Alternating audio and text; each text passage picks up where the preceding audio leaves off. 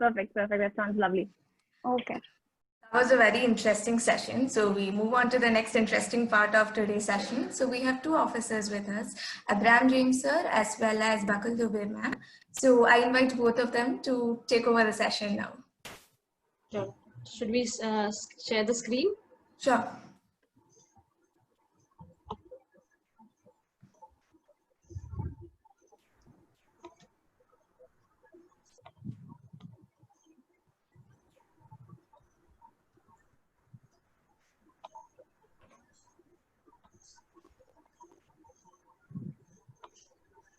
Yeah.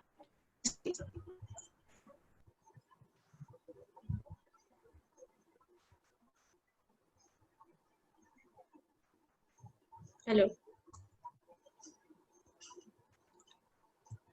Can you hear me? Yeah. Yeah. So, hi, I'm Bakul.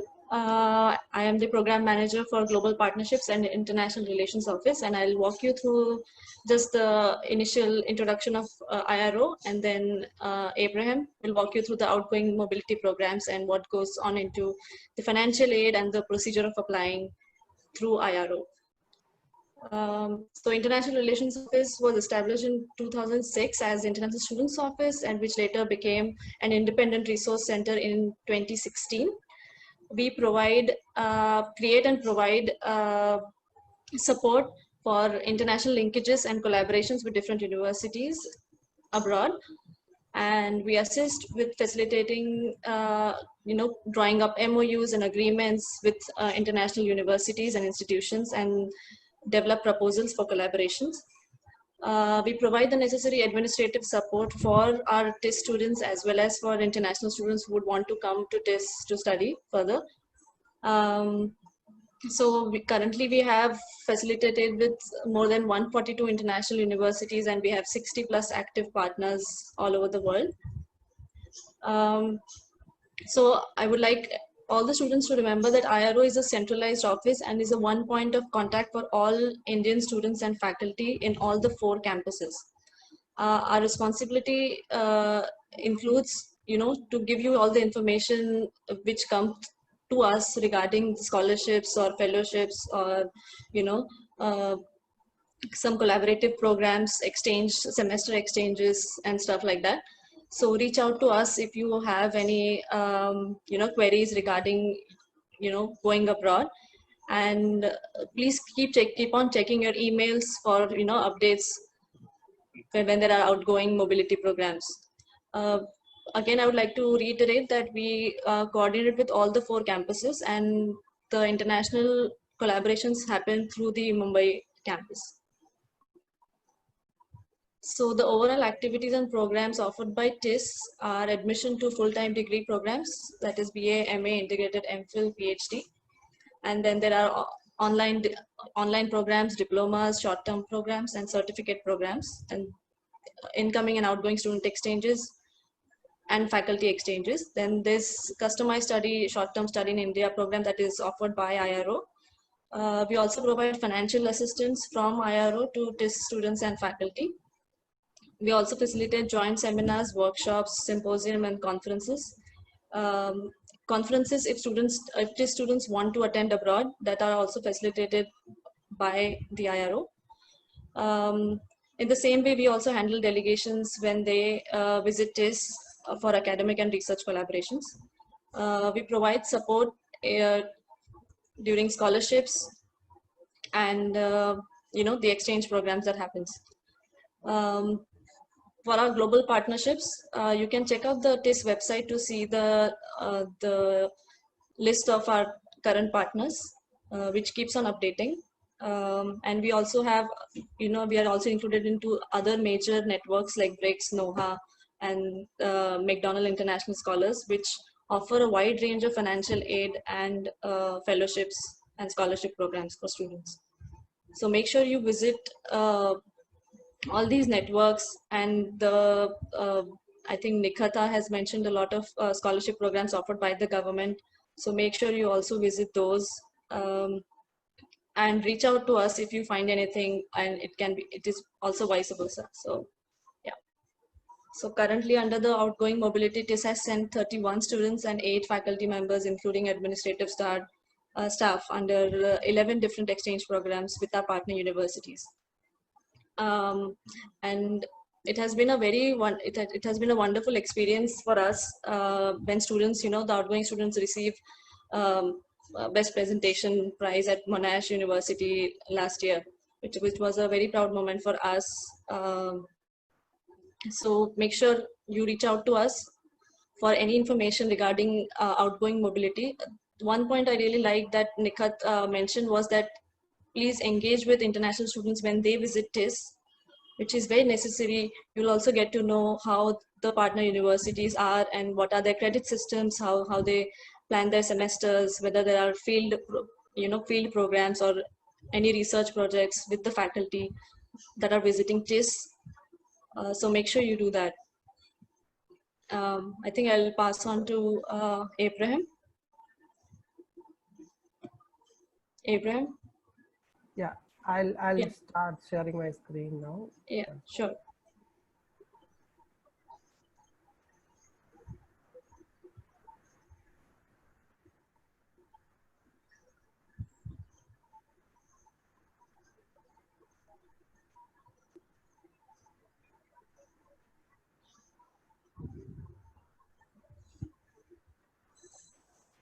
Yeah. Majorly, I'll talk about the outgoing exchange programs, what we have, majorly we have. And actually, I'm happy that Nikita is speaking on behalf of TIS because she is a TIS student. She studied in Tuljapur, then later she is gone there. And what are the challenges while she is faced while applying to the abroad? And you are here about the various things Nikita is talk about actually. So I think I heard a lot of questions about how you find the colleges for applying. That is a major questions keep on coming to us. How I find a college, which program I should apply, or um, where I should look for the scholarships. So these are the three major things keep on coming to us to come on students from basically us. So I'll take that things in the later part actually. So I'm just going to introduce about from the regular what are the outgoing exchange programs basically. Also, the Bakul she talked about, she is completed masters from USA. Later, she worked in South Africa. Then she come to our international office. She is actually handling now the various global partnerships, and she's building now more networks and other things actually. So Bakul also will able to contribute her experience in USA and her work experience in South Africa, later different sectors. And yeah, so now basically we our outgoing exchange programs, like basically we will divide it into the different things. Like one is as a regular exchange. So and regular exchange means is have and regularly sending some students. So then you have an independent exchange students. Independent exchange students are basically noting that students are directly applying for the colleges without help of IRO, but with permission of the dean, schools, and IRO. Then IRO provides various financial assistance to present paper in international conferences basically. So this is financial assistance, very partially limited fund. Then various summer school and winter programs are offered in the different universities. They are running certain scholarships. Sometimes universities are provided to us also. So then various international conferences, our students are keep going and coming, and later we'll talk about the scholarship and grants which are there. So the regular exchange, actually the regular exchange program. So what is regular exchange means? It's an exchange agreement between TIS and host university. We have various exchange agreements between the TIS and host universities. There TIS will nominate actually students. So very limited seat actually. It's only have a might be per university maximum 1, 2, 3 seats only will be available. So and it is very competitive selection process we followed because of the limited numbers. Most of the exchanges are, or more than 95% of exchanges are now partially funded only. India is no more economically as per the government. So and the European Union and that there, India is not that economically weaker country. They are not calculating India, and so they will not be have a full partially funded funding for the exchange programs basically. So this our regular exchange has an rigorous amount of selection process will be there. So we follow the open application procedure process. So when we get a notification, when we get a receive an intimation from the host university that regular exchange, with this year we are going to take 2 students. So, and which area or which subject or which type they are looking, then we will advertise and notify to the different campuses, all the campuses. Suppose they tell that this year we want the students from the development studies or natural resource governance or various subject areas. They will, if they specify that, or public policy or anything they specify like that. So according to that, we will advertise to the different campuses, and it will go through the information will pass to the secretariat, and it will come to your group email IDs usually. Most of the exchange programs, we follow the double layer selection process because it open across the campuses. So the preliminary selections will be done by the campuses. Then later, top 2 or 3 students, depends on the scholarship numbers, selected for the final rounds.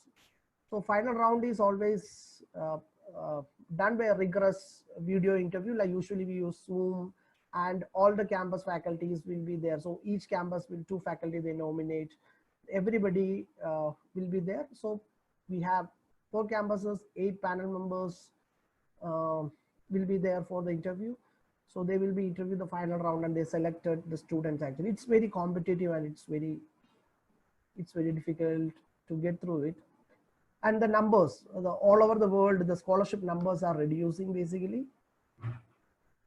And we usually have major 3 things like one of the major eligibility requirement is we need to have every student have to grade point average of 6.5 above for MA and BA students. That is very compulsory. There is no we cannot be give any kind of relaxation on the matters, because all the host university is asking for more than 70. Then sometimes we are negotiating with them and saying that okay, we are from this country, so sometimes we'll say that 65 and 70% of marks they usually look for an exchange student. The student who have supplementary exams, usually we cannot take them. And the draft final research proposals should be there for the PhD students. Research proposal, draft research proposal, what they are doing currently or where they're. Usually in the PhD research scholars, so we usually take the students who, preferably we will consider the students who have at least draft a proposal or a draft proposal presentation done, because that time they will able to capture what they are going to do research in there. So even the PhD exchanges, the major thing is basically you're going there. So they will have in particular areas, like, so we want to know that which area you're currently working should be matched with the current the host university area also. Then only we'll be able to nominate. That's why we are imposing that students should have the PhD proposal with them basically. Then all the documents always mentioned in the notification is always mandatory. And also one of the major document is statement of purpose. Statement of purpose for us is majorly one of the major important documents for selection process. We have 80% of interview and 20% goes for an SOP. SOP should be very clearly should mention that why you want to go there, what you're going to do there, and what once you come back, what is your output in that. All these things should be captured in the SOP. So SOP is one of the major document. So any student applying through TESIS, they should work on the SOP. Yeah. So for us, certain things is very clear on from our side also. If you're going for an exchange, you can have a cultural exposure experience. That's a part of the exchange program, that's fine. But students who are selecting from us is we have a mandatory requirement. They have to go there, complete their academic and academic requirements. So student might be some of the students like have to completed a 15 credit TIS courses in abroad. That means sometimes it will become 20 their credits or 25 their credits. Student have to complete that credit requirement when they come back. Even if they fail fail in the exams, or if they are not able to complete the exam, that will take it seriously. Then student might have to, if any cases comes across, student will go for an re-semester in the TIS itself, then scholarship amount, a lot of things are there. So it's a very serious thing. So if you're selected for an exchange program, you need to go there, you need to complete your academic requirements. After that, you can explore whatever it is. That is we are very clear on that matter. We cannot relax on that topic itself, because there are very rarely it comes. There are issues as we even come to notice us. We will take a very taken strict actions. Okay, most of 99% of our exchange students completed in a very good marks actually. That's why we select as a top students for the exchanges. They go there, they are able to score more than 70, 80, 90% marks, and they bring awards from there.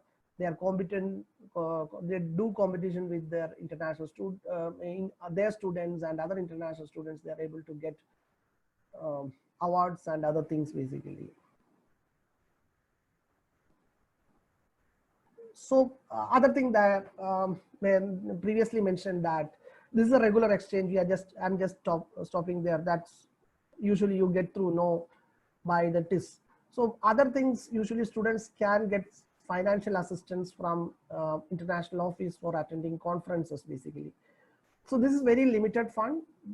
This is just 30,000 rupees only. Why? For attending the conferences.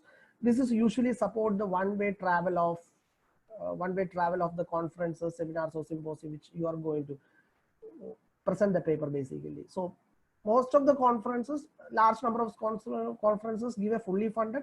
Certain conferences say that we will provide accommodation and food, and local travel. They will arrange that, and they will say that you have to take care your visas and flight expenses. That time you can utilize these kind of financial assistance, like you can submit the application form. So you can, one way might be it will cover by, if an airfare comes 60,000, then the one way airfare by 30,000 maximum rupees, it will cover from IRO actually. So we had a large number of application every year comes to the IRO for financial assistance.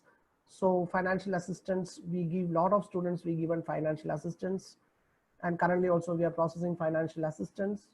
I've not received any support from the 3 years of institutions actually.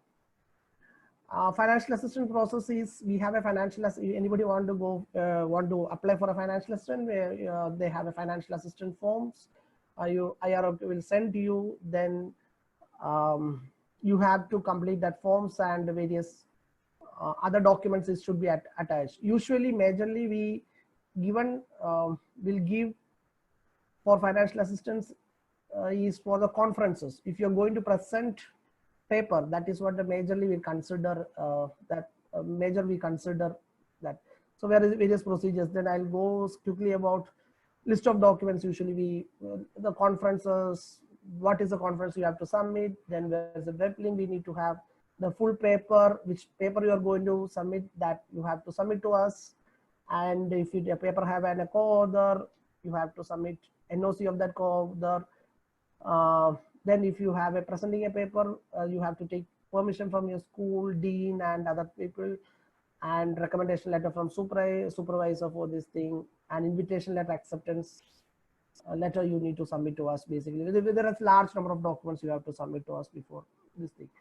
So after submitting the application, we have an IRO internal committee. We review all the application forms. With which the majorly review points are like which conferences you are going to, present the paper, what paper you are going to present, and what financial support the conference organizers are giving, what financial support you're looking for. On this basis, we have an internal committee. We'll have a recommendation that will forward to director, and director will take a final approval about the financial assistance.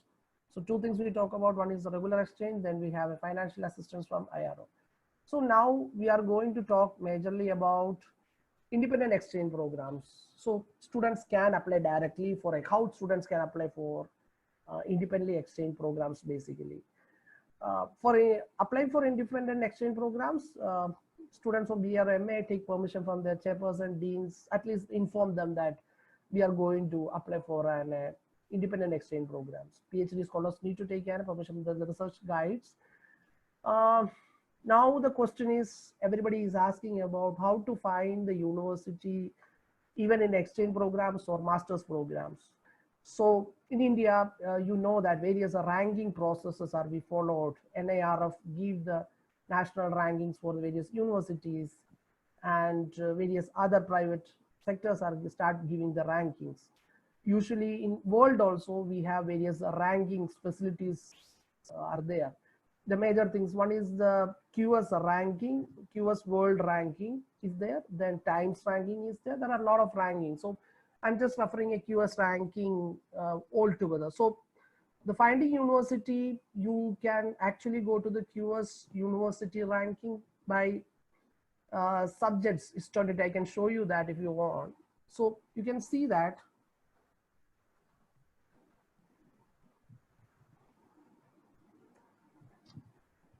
Yeah, just give me a minute. So you can see that the top university QS world ranking. So you visit this website by subjects, because every year they have world rankings and other things are there. So you specifically for everybody now it's helpful because you need to search by your subject. You need to narrow down your subject, which subject area, and you need to look for it actually.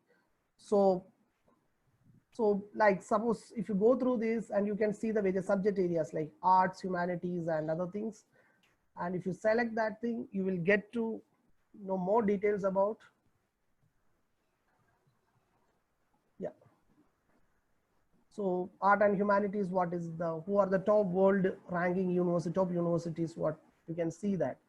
So you can go through it and you can search by locations. Suppose you are looking for a European country, you can look for by locations. If you're looking for UK or if you're looking for Australia or wherever it is, you can look universities, world top universities from this website actually. So then you can see that various universities, you can actually, this is the first primary subject. The thing is basically you need to know that which subject, which area you are going to apply for it, and you need to finding the university. Finding the university is always good as a top ranking university. If you are able to find out, it's not first or 10, it's have 100, 200, 400, 500 ranking universities are there. You can see that. So after, yeah.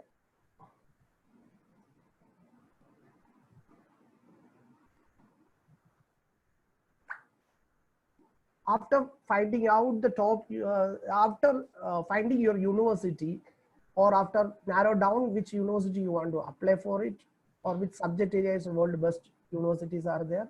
And usually you need to first go to an international relation page of that university. So if you go to the international relations page of that university, that will have all the informations. All the universities across the world have the international relations office. They are handling the admissions, they are handling the exchange programs, they are handling the scholarship, everything is handling by them. So make sure that whenever you are shortlisted university, next job is to visit their international university pages. I just taken some example of the Lund University page. So you can see exchange and study abroad programs. They are mentioned that Lund University, what they are looking for. Then there is a brochure is there. You can download the brochure and actually you can see that.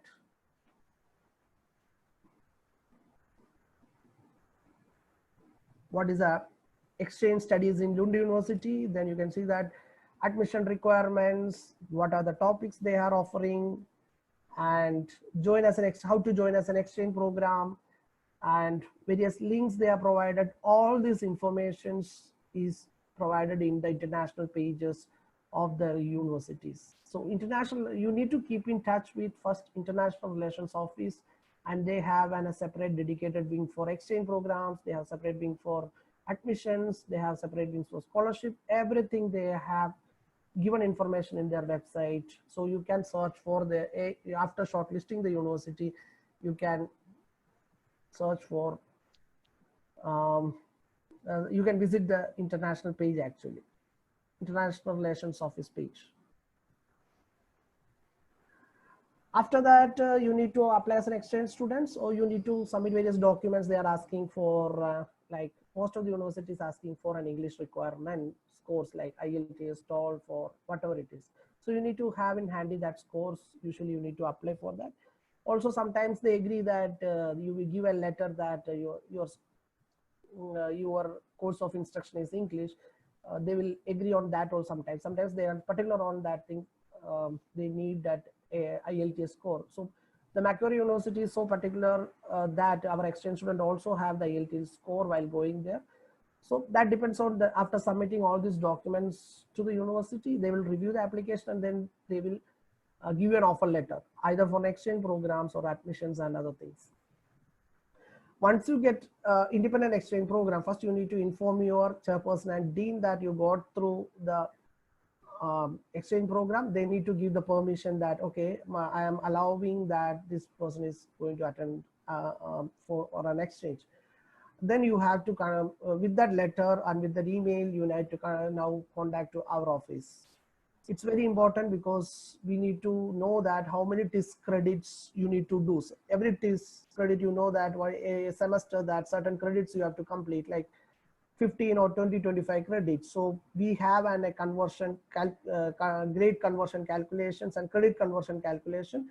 We will help the students that, okay, you need to take this much course, this much credit there. Suppose 20 is here, then might be, we have a calculation for different universities.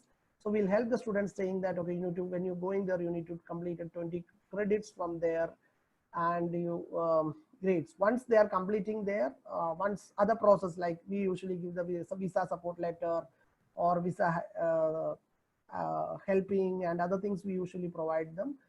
Once you completed your exchange, once after completion of exchange, once you come back, we will do the grade conversion actually. We do the grade conversion, it will convert to the TIS credit actually. So this is what basically about independent exchange program. The same way it will apply for the master's programs you are looking for.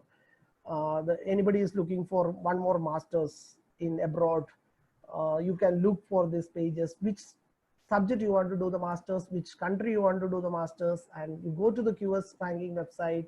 You can see the universities where they're offering their visit their international pages, see what is the application procedures, what they are offering, and application procedure. Everything is, they will mention that in that apply on time. Now it's actually the time for application. They usually start by this time, like June, July, August and all. It's a year-long process actually to applying. So you need to do a lot of background works. You need to do a lot of web research basically to know which university you want to apply and which program and where you want to go. And Nikita has already talked about that. After completion, whether they are allowing to stay back the country after the visa. So UK has a closed policy about, okay, once you completed the study, you need to go. Europe has a policy, or New Zealand has Australia has a policy that we will give the 2 years stay back visa also. So these kind of things you need to look through it. Also, you have a lot of international conferences offers call for papers. You can present the papers in different international conferences, and many international conferences offers fully support or partially support. Presenting paper is one of the major thing. And this is related to BA and MA. There's some questions I seen that about the PhD, how PhD also same thing, like usually PhD nowadays we suggest in a way that you need to have narrowed down your topic. You need to have your proposals should be ready. In abroad, one of the advantages are there are a lot of one-year master's programs. So we always tell students who are looking for PhD related to that, do 1 year masters in that country. Actually, you don't need to spend 2 years. In that 1 year masters, you will able to narrow down your guide and who is working. So all this information, PhD is majorly, it's related to the guide, which subject area. So you need to see that which subject area, who all faculties working in that area, you can contact to any of the faculties through their email IDs. Their all profiles are mentioned in their university website, and what are their areas they're working, what the publication they are done it, and what projects they are doing it, and all these things. Suppose you have you need to have your area clearly, that which area you want to do PhD. Basically, suppose you are looking for an management perspective, then you need to know that what are the top management schools across the world, and what are in the management itself. You need to narrow down again which area of the thing you are going to do that, then which professor is exactly doing the research. You can write to them. They will reply back. They usually reply back stating that either they will say that, okay, we can think about it, work about it, or they are said that we currently I don't have any options. At least they will give a reply that, and you need to narrow it. The same thing goes for postdoc also. Postdoc is completely depends upon the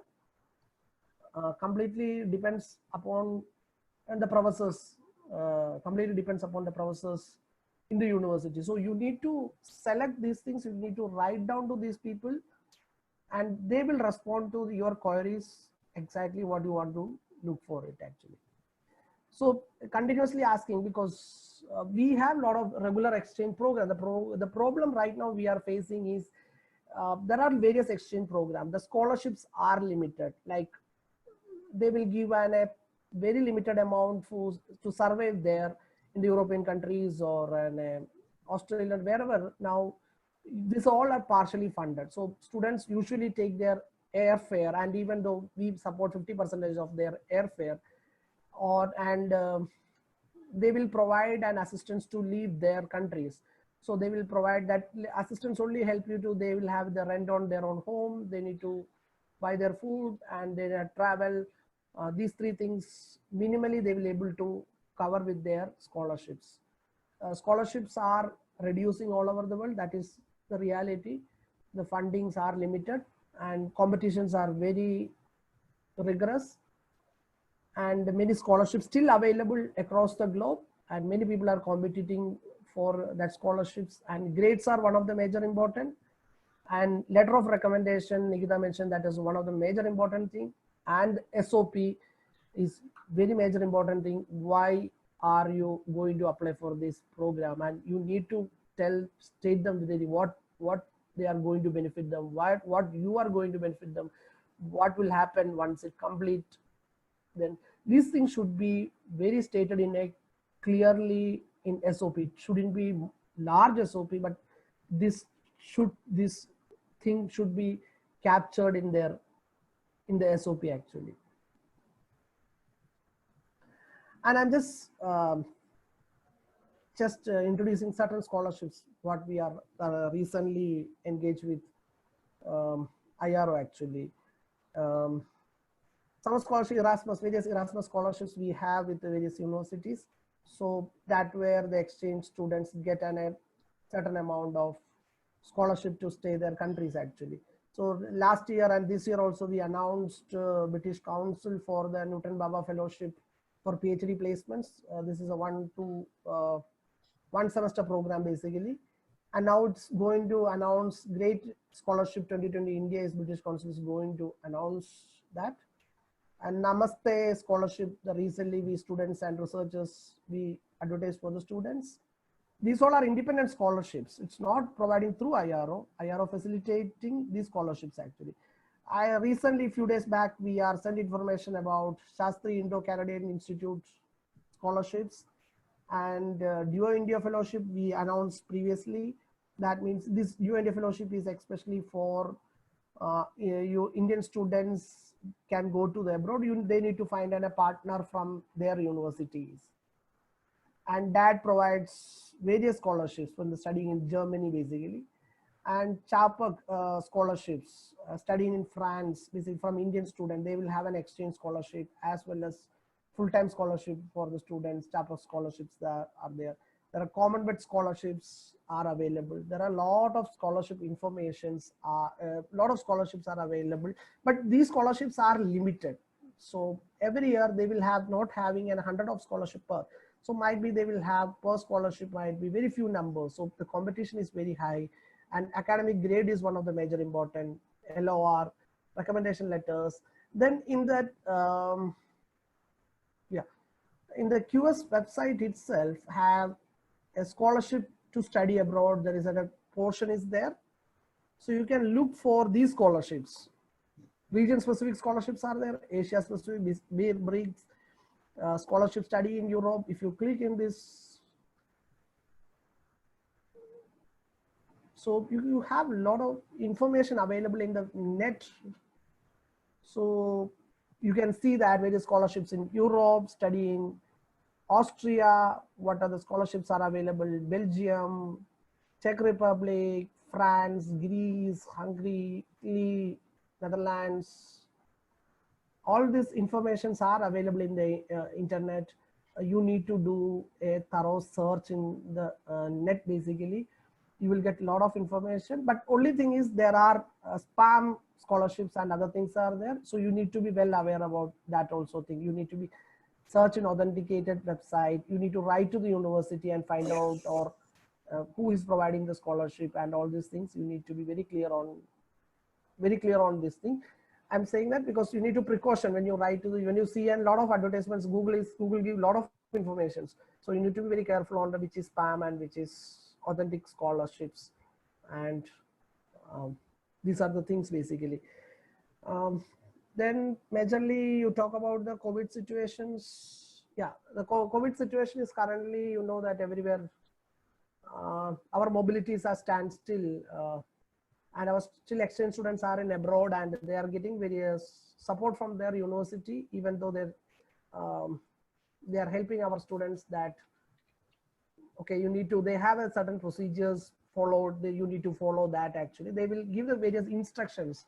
So they will give all the information, how to, where to go, what to do when it happens. All these informations are, they will provide that. You need to look for it. So the specific questions, if we come, three people are there, so we can answer on this thing. So this is a brief thing we want to talk about actually. So yeah. Thank you so much, sir. I think you have answered most of the questions and you have elaborately put the whole process of getting into a foreign university. And for the participants, the links that sir was showing is mentioned in the chat. So if you wish to check them out after the session, you can just copy the link from the chat. And I think now we can move on to the question answer session. We are running short of time. So most of the questions are already answered. So there are some questions in the chat box. So I think Mitali had to ask some question. Is Mitali here?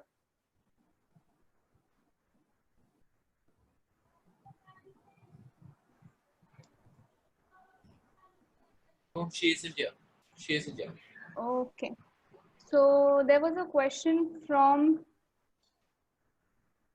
just a second. Sir, before that, I have a question. So, hello. Yeah. So I also want to understand that. So I'm coming from the management school of TES from HRM, and many people feel that most of these scholarship and most of the exchange program are for, you can say, social work and or the social science, and for management school and or for some other schools, maybe say health school, these scholarship and exchange program are not there. So, like, what is the reality? Yeah, the thing is, I told you that all depends upon the scholarships. The management, we have tried many times also. The problem we always face is this getting scholarship for the exchange students. Because many of the universities are ready to offer the exchange program, they don't have a problem. They will say that we don't have scholarship, you can send the students. Okay. You know that our exchange currency rate comes very huge actually. So minimum for a 6 month stay, you need a 3,000 euros in minimum 3,000 euros in European countries, like overall a 4 to 6 months. So it comes around 3 lakhs rupees. So that's why they're very facing difficulty about, especially the management things. and even the summer schools and other things offer the management. They're difficult. They are not reducing the price, or they are not ready for giving the scholarship. For they told that these are open, you can apply, and we have the information about, you can apply for the information like due and all. We have the informations. The problem is finding the scholarship, or if you're ready for the spend that much of money to go abroad, then there are a lot of opportunities are there. But just somewhere, if you just compare this management course and say, especially if I talk about HRM, I think there would be a lot of people who would be interested to even pay that kind of amount, because their fees in TES is really low if they compare with their cohort or different colleges. So I'm just giving a suggestion. I think it can be a good option. Like many of us would be interested. No problem in that. Also, that's why we always say students to apply for independent exchange programs. So even managed programs are coming also, is no problem. We will advertise and we will take it forward also. And we always suggest students to apply for an independent exchange programs, even they are ready for the payment. So even once you get an independent exchange programs, definitely you need to take from the permission from the dean and person and all. Once that permission is granted, and you can go for exchange programs. Independent exchange programs are a lot are available in the different countries. Okay, sir. Thank you. Okay. I hope your question is answered, Ajay. Yeah. Yeah. So Nikhata had mentioned a few time ago that she wanted to share her resume, because it is quite different in international arena as compared to in India. So Nikhata, can you just share your CV and explain how is it different and how people can make this resume for international studies? Okay, sorry, I didn't really hear you. I think my internet connection is slightly unstable. Could you repeat that? Sorry. Yeah, sure. I was asking, would you like to share your resume and explain students how it is different in the international studies area and India? Yeah, I think, okay, wait, I'll just share my screen with you if that makes it easier.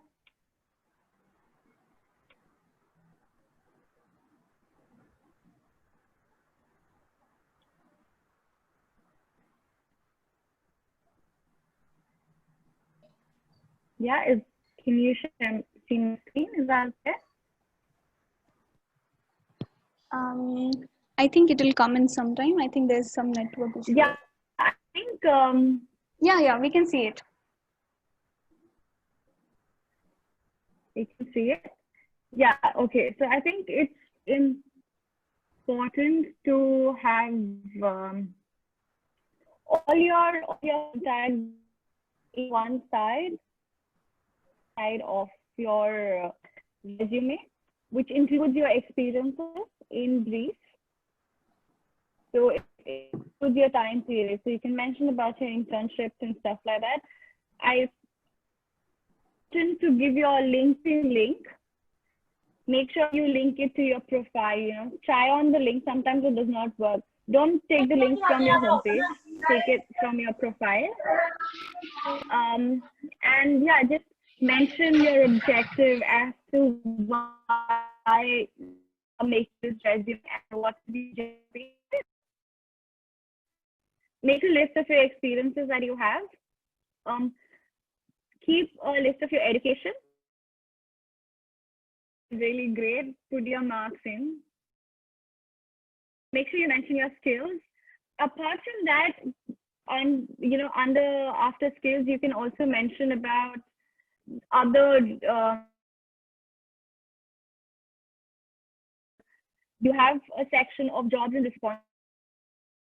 Look at.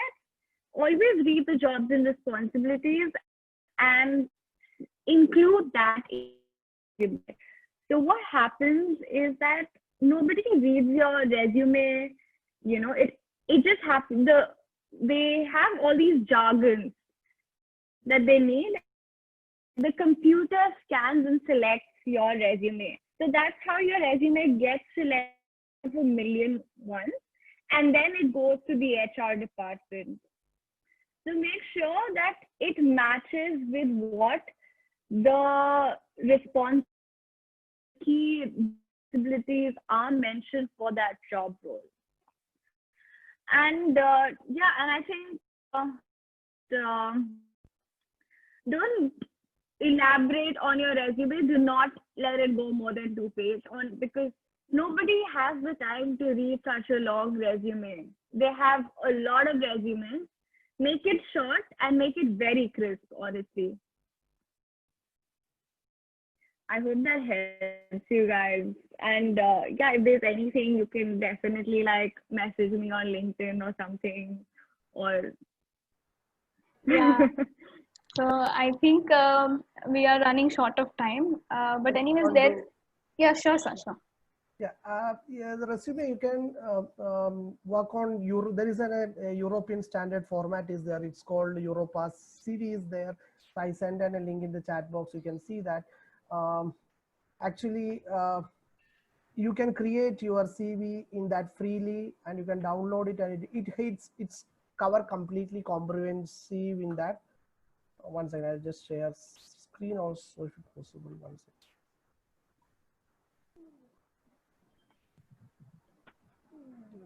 One second.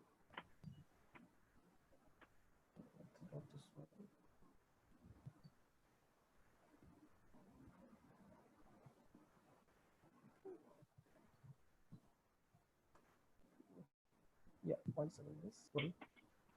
Yeah.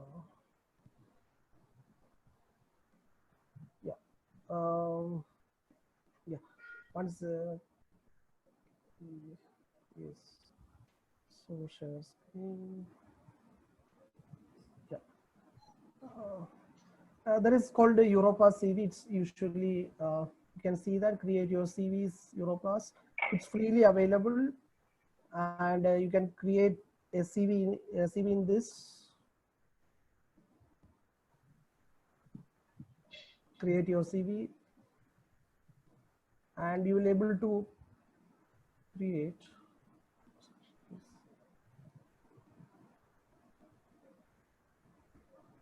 So you can see like you will get a complete information like what are your profiles, then what are completely it will cover like what are the education trainings and what are the language skills, professional skills, job related skill, digital skills. This is a lot of information, but it depends upon the different things. You can easily create a CV in the Europass CV according to European standards. Actually, if you're looking for that thing, I share the link also. You can look through it, and later you can. Yeah. And I think most of the people, if now they know Nikhata, so they can always approach to her if there is any problem as far as CV is concerned and those kind of things. So, we will also be sharing. Yeah, we will also be sharing their LinkedIn profile and also the contact details that are available for IRO as well, so that you can always reach out to them.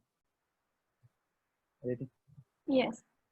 So I think the session was very informative. I personally, if I share my personal experience, I know a lot of resources and various types of perspectives and all from, I think we had 3 great panelists here with us to explain us everything.